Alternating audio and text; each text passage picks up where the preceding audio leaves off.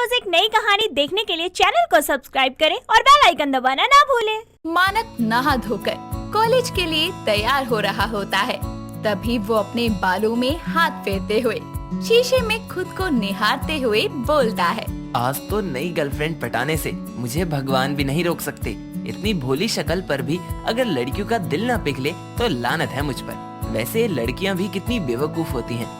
इन्हें अपने जाल में फंसाना कितना आसान होता है। इतना बोलकर वो कॉलेज के लिए निकल जाता है और रास्ते में उसे बहुत सारी लड़कियां बार बार देख रही होती है। ये सब देखकर वो अपने आप में ही खुश होने लगता है। वो क्लासरूम में पहुंचते ही कॉलेज की सबसे सुंदर लड़की हिमानी को देखते हुए अपने हाव भाव दिखाने लगता है। वो उसके पास जाकर बोलता है, हेलो बेबी। बेबी, भांग खाकर आए हो घर से? नहीं, भांग तो नहीं, लेकिन तुम्हारा नशा मुझ पर चढ़ गया है। ओ हेलो, कहीं और जाकर टाका भेड़ो, चीप कहीं के। अरे तुम तो बुरा ही मान गई। वैसे मैं कह रहा था कि हम दोनों दोस्त बन सकते हैं क्या? इतनी मेहरबानी तो कर ही दोगी मुझ पर? नेवर, पतली गली से फुर हो जाओ। कोई बात नहीं, लेकिन मेरी मोहब्बत से बचकर जाओगी कहाँ? Go to hell. इतना बोलकर हिमानी वहाँ से चली जाती है और अगले दिन मानक उससे फिर से बात करने की कोशिश करता है। मानक ने उसे कन्विंस करने के लिए हर तरकीब लगा ली, लेकिन हिमानी के जिद्दी बर्ताव की वजह से वो कुछ नहीं कर पा रहा था। एक दिन ऐसे ही वो उसे इमोशनल ब्लैकमेल करते हुए फोन पर बोलता है, अगर तुम कॉलेज खत्म होने के बाद ग्राउंड में नहीं आई तो मैं कॉलेज की छत से कूदकर अपनी जान दे दूंगा। मुझे फर्क नहीं पड़ता, झन्नुम में जाओ तुम। हिमानी इतना बोलकर कॉल कट कर देती है और कॉलेज खत्म होने पर वो थोड़ा परेशान होकर अपने आप से बात करते हुए बोलती है, अगर वो छत से सच में कूद गया तो? नहीं नहीं, ऐसा नहीं होता, सब ऐसे ही बोलते हैं। लेकिन अगर सच में कुछ हो गया तो उसे मैं अपने आप को कभी माफ नहीं कर पाऊंगी। मुझे जाकर देखना चाहिए। हिमानी ग्राउंड में जाकर देखती है, लेकिन वहाँ कोई नहीं होता। थोड़ी देर बाद उसकी फ्रेंड सीमा का कॉल आता है और वो कॉल पर उसे मानक के बारे में बताती है। हेलो हिमानी, कहाँ हो तुम? जल्दी आओ कॉलेज के गेट के सामने। यहाँ मानक तुम्हारे प्यार में पागल हो गया है और वो कॉलेज के टेरेस पर चढ़कर जान देने की बातें कर रहा है। जल्दी आओ वरना बहुत बुरा हो जाएगा। तू उसे रोक कर रख, मैं अभी आती हूँ। कॉलेज के बाहर ढेर सारे लोगों की भीड़ जमा हो गई थी। मानक ऊपर कॉलेज की छत से कूदने की एक्टिंग कर रहा था। तभी वहाँ हिमानी आती है और उसे मना करते हुए बोलती है, ये क्या पागलपन है मानक? तुम नीचे उतरो वहाँ से, प्लीज नीचे उतर जाओ। पहले मुझे आई लव यू बोलो, तब मैं नीचे आऊंगा, वरना मैं छत से कूदकर अपनी जान दे दूंगा। हे भगवान, ये मुझे कहाँ फंसा दिया। अब क्या करूँ? आई लव यू बोल देती हूँ, बाद में देखेंगे कि आगे क्या करना है। अच्छा ठीक है, जैसा तुम बोलोगे वैसा ही होगा। प्लीज नीचे आ जाओ। पहले सभी के सामने मुझे आई लव यू बोलो। अच्छा ठीक है, आई लव यू। इतना सुनकर सभी शोर मचाने लगते हैं और मानक छत से नीचे आकर उसे हक करके बोलता है, थैंक्स मेरी जान बचाने के लिए। वैसे अब मैंने तुम्हें बहुत परेशान कर लिया है, कहो तो तुम्हें घर तक छोड़ दूं? नहीं, मैं चली जाऊंगी। Okay, no problem, bye baby. Bye. इतना बोलकर दोनों अपने अपने घर चले जाते हैं और ऐसे ही कुछ दिन साथ में बिताने के बाद हिमानी उस पर विश्वास करने लगी थी। वो उसके साथ घूमने फिरने, खाने पीने के लिए भी कभी कभी चली जाया करती। ऐसे ही एक दिन उसकी फ्रेंड सीमा उसके बारे में पूछते हुए बोलती है, और कैसा चल रहा है तेरा और मानक का? काश मेरे पास भी तेरे जैसा आशिक होता जो मेरे लिए भी जान देने को राजी हो जाता। अरे सबकी नसीब में नहीं ऐसा प्यार करने वाला। बहुत अच्छा है वो। मैं उसे पहले एक अनाड़ी किस्म का लड़का समझती थी, लेकिन अब उसकी बातें सुनकर मुझे तसल्ली होती है। वैसे खुद के दम पर बिजनेस के लिए पैसा जोड़ रहा है वो। अपनी वेबसाइट बनाकर ऑनलाइन काम भी कर रहा है। अरे वाह, बहुत अच्छी बात है, वरना आजकल के लड़के कहाँ बिजनेस के बारे में सोचते हैं। तू उसे सपोर्ट करना हमेशा। हाँ हाँ, भले ही उसके पास पैसा नहीं है, लेकिन उसके भेजे में भेजा सही भेजा है भगवान ने। I am so lucky. अब मेरे भेजे का भजिया मत बना। ओके बाय, कल मिलते हैं। बाय। हिमानी इतना बोलकर चली जाती है और थोड़ी देर बाद मानक का कॉल आता है और वो उससे किसी बड़े बिजनेस कंपनी से जुड़ने के लिए पैसे मांगते हुए बोलता है, मुझे पैसों की सख्त जरूरत है हिमानी। क्या मुझे कुछ पैसे दे सकती हो? मैं तुम्हें 1 महीने बाद लौटा दूंगा। पहले ले तो लो पैसे, और मैंने लौटाने की बात कही तुमसे। वैसे कितने पैसे चाहिए तुम्हें? यही कुछ 50,000 रुपए। इतने तो नहीं है मेरे पास, कुल मिला के 35,000 हो पाएंगे। बाकी मैं सीमा से मांगती हूँ, तुम्हें मिलकर देती हूँ। थोड़ी देर बाद कॉल करूँगी। Okay okay. हिमानी सीमा के घर जाकर उससे पैसों की मदद मांगती है। सीमा उसे 15,000 रुपए दे देती है, जिन्हें हिमानी बैग में रखकर मानक को कॉल करके कॉलेज के पास मिलने की बोलती है। मानक उससे पहले ही वहां पहुंच जाता है। हिमानी भी थोड़ी देर में वहां आकर उसे पैसों का बैग देते हुए बोलती है, God bless you always. Business में अच्छा स्कोप करना, पैसों की चिंता बिल्कुल भी मत करना। थैंक्स यार, मुझे समझ नहीं आ रहा कि कैसे शुक्रिया अदा करूं तुम्हारा। Thanks to support me. इतना बोलकर हिमानी वहां से चली जाती है और मानव बैग में पैसे चेक करते हुए बोलता है, अरे चांदी ही चांदी, मैं इन पैसों से आज का सट्टा लगाऊंगा और उसके बाद पैसा ही पैसा। इतने सारे पैसे देखकर मानक बौखला जाता है और उसके मन में लालच पनपने लगता है। वो धीरे धीरे हिमानी से हर हफ्ते 15 दिन के बीच बिजनेस के नाम पर पैसे लिया करता और ऐश में उड़ाया करता। वो ऐसे ही कई लड़कियों को अपने झूठे प्यार के जाल में फंसाकर सट्टा खेलता और जुए में पैसे बर्बाद करता। एक दिन ऐसे ही सीमा अपने फ्रेंड के बर्थडे पर क्लब जाती है और वहाँ मानक को नशे के हालत में जुआ खेलते हुए देखकर हैरान होती है। वो उसका वीडियो बनाकर हिमानी को व्हाट्सएप करती है। हिमानी उस वीडियो को देखकर अपने होश खो बैठती है और रोने लगती है।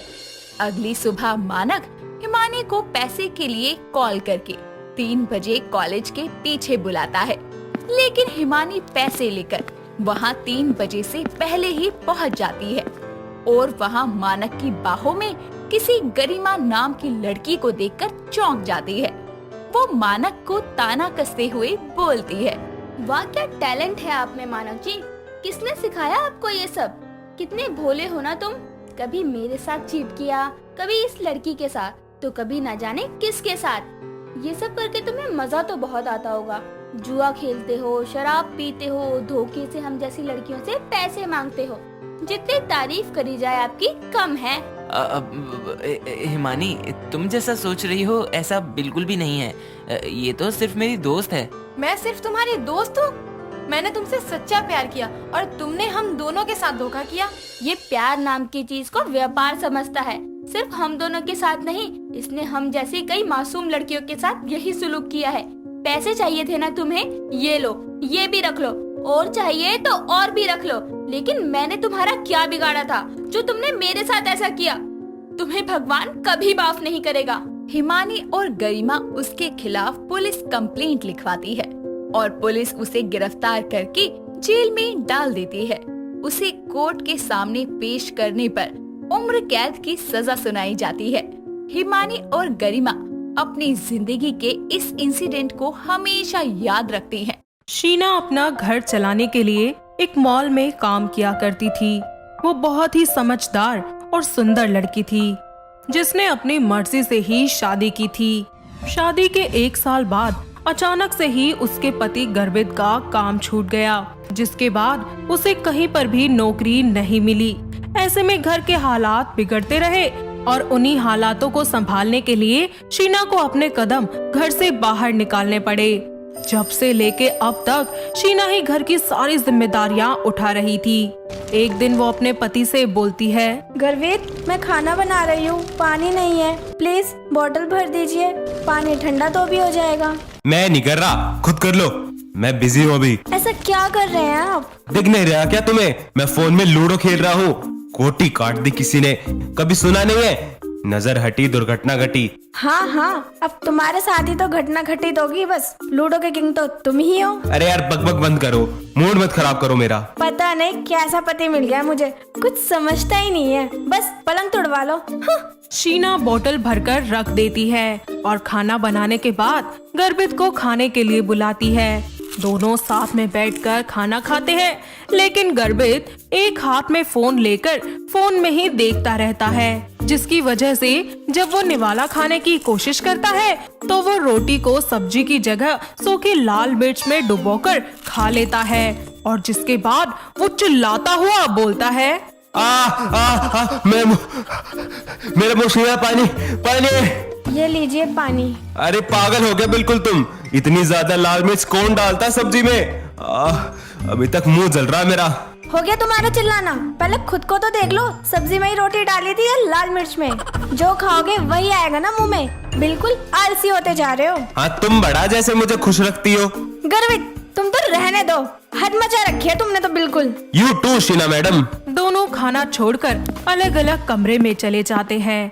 कुछ दिन के बाद गर्भित अपने दोस्त के साथ लैपटॉप पर वीडियो कॉलिंग करने वाला होता है और अपनी एक मैरून कलर की शर्ट ढूंढ रहा होता है। जब वो शर्ट उसे कमरे में कहीं पर भी नहीं मिलती तो वो बाथरूम में जाकर चेक करता है जहां वो शर्ट गंदे कपड़ों में पड़ी हुई होती है। तभी वो चिल्लाकर शीना को आवाज लगाता है, शीना जल्दी इधर आओ। यार क्या है ये सब? एक काम ठीक से नहीं होता तुमसे।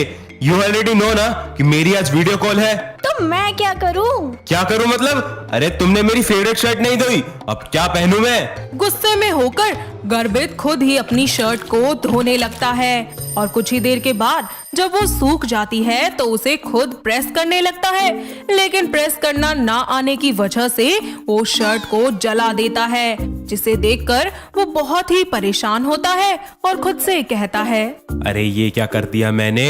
अपने पैरों पर खुद ही कुल्हाड़ी मार ली। खैर कोई नहीं, अब भूख लग रही है, शीना भी नहीं है तो मुझे ही बनाना पड़ेगा खाना। गर्भित एप्रन पहनकर रसोई में जाता है और फ्रिज से कुछ सब्जियां निकाल कर बनाने लगता है और पराठे बनाने के लिए जब वो आटा उतारता है तो सारा आटा खुद पर ही गिरा लेता है और कुछ ही देर के बाद उसके जले हुए टेढ़े मेढ़े पराठे बनकर तैयार हो जाते हैं और जब वो उन्हें खाने बैठता है तब छी, कितना बेस्वाद जला हुआ खाना बनाया है मैंने। मैं इतना बेकार खाना बनाता हूँ पता नहीं था। गर्भित वो खाना जाकर डॉगी को खिला देता है, लेकिन वो इतना ज्यादा जला हुआ होता है कि डॉगी भी उसे नहीं खाता। शाम के वक्त जब शीना ऑफिस से घर आती है तो सोफे पर बैठकर वो गर्भित को आवाज लगाते हुए कहती है, गर्वित, मैं आ गई हूँ, आप कहाँ हैं? प्लीज मेरे लिए एक गिलास पानी ला दीजिए। उसे कोई आवाज नहीं सुनाई देती। वो फिर से गर्भित को आवाज लगाती है और खुद ही जाकर देखती है। शीना जैसे ही रसोई में कदम रखती है तो देखती है कि पूरी रसोई तहस नहस हो चुकी है, सारा सामान बिखरा पड़ा है। वो गर्भित को ढूंढने लगती है और ढूंढते ढूंढते जब वो अपने बेडरूम में जाती है तो देखती है कि गर्भित वहाँ पर अजीब से तरीके से सोया हुआ है। वो उसे छोड़कर रसोई की सफाई करने लगती है, जिसके बाद वो शाम का खाना बनाती है। इतनी देर के बाद वो खुद ही वहाँ पानी पीती है कि तभी गर्भित वहाँ पर उबासी लेते हुए आ जाता है और तब शीना उससे बोलती है, हो गई आपकी नींद पूरी? और ये रसोई का क्या हाल बना रखा है? तुम मेरे लिए खाना बनाकर नहीं गई, इसलिए मैंने खुद बनाया, लेकिन खाया नहीं क्योंकि जला हुआ इतना था। मैं आपके लिए ऑलरेडी खाना बना कर गई थी, बाहर टेबल पे रखा है। तो बताना चाहिए था ना। लीव इट गर्वित, खाना खा लीजिए, ठंडा हो रहा है। दोनों जाकर फिर से खाना खाते हैं और रात को जब वो दोनों अपने कमरे में होते हैं तो उन्हें अपनी गलतियों का रियलाइजेशन होता है। साथ में शीना गर्भित को भी समझाती है और इस तरह कुछ देर ठंडे दिमाग से बात करने के बाद दोनों एक दूसरे से प्यार से बातें करने लगते हैं। गर्वित, आई नो आप मेरे और काम ना मिलने की वजह से और भी चिड़चिड़े हो गए हैं। मुझे भी आपको ऐसे टीज नहीं करना चाहिए था। आई एम सॉरी गर्वित। इट्स ओके शीना, मेरी भी गलती है, मुझे तुमको इतना परेशान नहीं करना चाहिए था। चलिए कोई नहीं, लाइट्स ऑफ कर दीजिए। तुम लेट जाओ, मैं अभी करता हूँ। इतना कहकर गर्भित अपनी चप्पल उठाकर स्विच पर मारता है, जिससे लाइट्स ऑफ हो जाती है। अगले दिन वो दोनों एक साथ बैठकर चाय नाश्ता कर रहे होते हैं कि तभी शीना उससे बोलती है, गर्वित, आपके पीछे वो शॉपिंग बैग रखा है, जरा देना। अभी देता हूँ जान। गर्भित अपने पास रखे लंबे डंडे से उसे बैग उठाकर दे देता है और शीना ऐसे में उससे बोलती है, गर्वित, ये आप क्या कर रहे हैं? ऐसे क्यों दे रहे हैं? देखा मैं कितना स्मार्ट हूँ। इसे स्मार्ट नहीं, आलसपन कहते हैं। ओह, अच्छा, मैं क्या कह रही हूँ, अभी ना मैं जब रूम में थी तो फैन बहुत हिल रहा था, शायद उसका नट लूज हो गया है। तो आप याद से फैन ठीक करवा देना और पैसे कबर्ड में रख दिए। ठीक है जी। ठीक है, मैं ऑफिस जा रही हूँ, आप अपना ख्याल रखना और फैन जरूर ठीक करवा लेना। ओके, कर दूंगा, अब जाओ। उसके जाने के बाद गर्भित कभी घर में खाता है, कभी सोता है, तो कभी उठकर पसरकर टीवी देख रहा होता है। कभी तो वो अपने फोन में लूडो खेलता है और कभी चैटिंग करता है। शाम को जब शीना ऑफिस से घर लौटती है तो देखती है कि गर्भित का सारा ध्यान टीवी के एक कॉमेडी सीन देखने में लगा हुआ है। तभी वो उससे बोलती है, गर्वित, तुमने फैन ठीक करवा लिया क्या? हाँ, हो गया। पक्का ना गर्वित? हाँ शीना, सब ठीक हो गया। शीना फ्रेश होकर डिनर बना लेती है और दोनों साथ में बैठकर डिनर करते हैं। जिसके बाद वो लोग सोने के लिए अपने कमरे में चले जाते हैं, जहाँ पर गर्भित तो पहले ही बेड पर जाकर लेट जाता है। तो वही शीना जब फैन ऑन करती है तो फैन अचानक से घूमता हुआ जोर से गर्भित के सर पर जाकर गिरता है, जिससे वो बेहोश हो जाता है और शीना फौरन उसे हॉस्पिटल ले जाती है, जहाँ डॉक्टर उसके सारे टेस्ट करने के बाद शीना से कहते हैं, मिसेस शीना, आपके हस्बैंड को काफी सेंसिटिव जगह पर चोट लगी है। अगर आप सही टाइम पर उन्हें नहीं लाती तो शायद उनकी याददाश्त ही चली जाती। डॉक्टर वो कब तक रिकवर हो जाएंगे? देखिए, आपको उनका बहुत ध्यान रखना पड़ेगा। वो किसी भी तरह की टेंशन ना लें और आपको उनका बहुत ख्याल रखना पड़ेगा और वो हमेशा खुश रहें। शीना गर्भित से मिलने जाती है। अब आप कैसे हैं गर्वित? सर बहुत दर्द कर रहा है शीना। कोई बात नहीं, आप रेस्ट कीजिए। शीना, मुझे माफ कर दो। मैं सच में बहुत निकम्मा और आलसी पति हूँ। तुमने इतना सब कुछ कहा मुझे, मैंने तुम्हारी एक बात नहीं सुनी।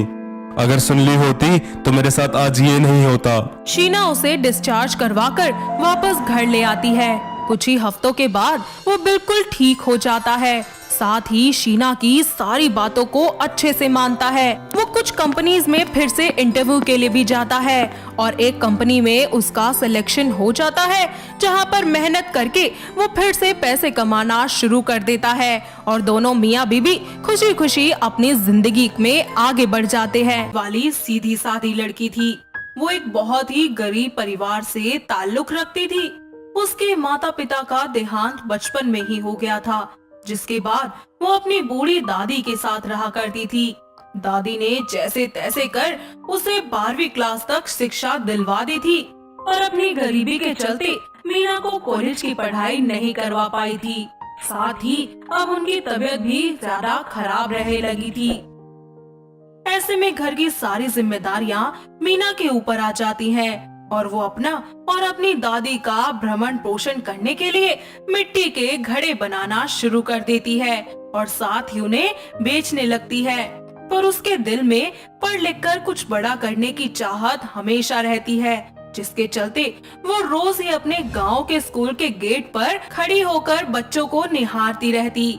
ऐसे ही एक दिन उसके गांव में शहर से कुछ लोग स्कूल के लिए डोनेशन देने आते हैं। जब वो लोग मीना को ऐसे स्कूल के बाहर खड़े होकर पढ़ता देखते हैं तो उससे कहते हैं, बेटा, तुम्हारा नाम क्या है और तुम स्कूल के बाहर क्यों खड़ी हो?